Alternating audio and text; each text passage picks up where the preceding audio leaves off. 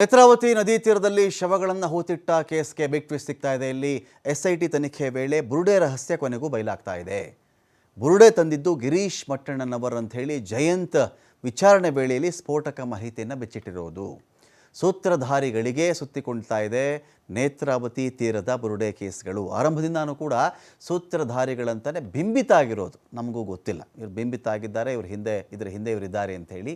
Jayant T, Girish Mattannanavar ಬಿಂಬಿತರಾಗಿದ್ದಾರೆ. ಇದರಲ್ಲಿ ಬುರುಡೆ ರಹಸ್ಯ ಯಾವ ಥರ ಬಯಲಾಗ್ತಾ ಇದೆ ಅಂತ ಹೇಳಿದ್ರೆ, ನಿನ್ನೆ SIT ಕಚೇರಿಗೆ ಬಂದಿದ್ದದ್ದು ಜಯಂತ್.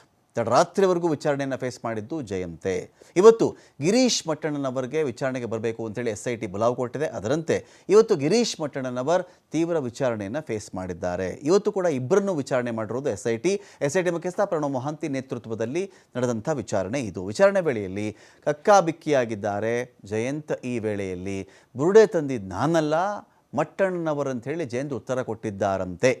ಸೊ ಹಾಗಾಗಿ ಜಯಂತ್ ಮಾಹಿತಿ ಆಧಾರವಾಗಿ ಇಟ್ಟುಕೊಂಡು ಗಿರೀಶ್ ಮಟ್ಟಣ್ಣನವರಿಗೆ SIT ಪ್ರಶ್ನೆಯನ್ನು ಕೇಳಿದೆ. ನನಗೂ ಈ ಬುರುಡೆ ಕಥೆಗೂ ಸಂಬಂಧ ಇಲ್ಲ, ಬುರುಡೆ ಇಲ್ಲಿಂದ ಬಂತು ನನಗೆ ಗೊತ್ತಿಲ್ಲ ಅಂಥೇಳಿ ಗಿರೀಶ್ ಮಟ್ಟಣ್ಣನವರು ಉತ್ತರವನ್ನು ಕೊಟ್ಟಿರೋದು.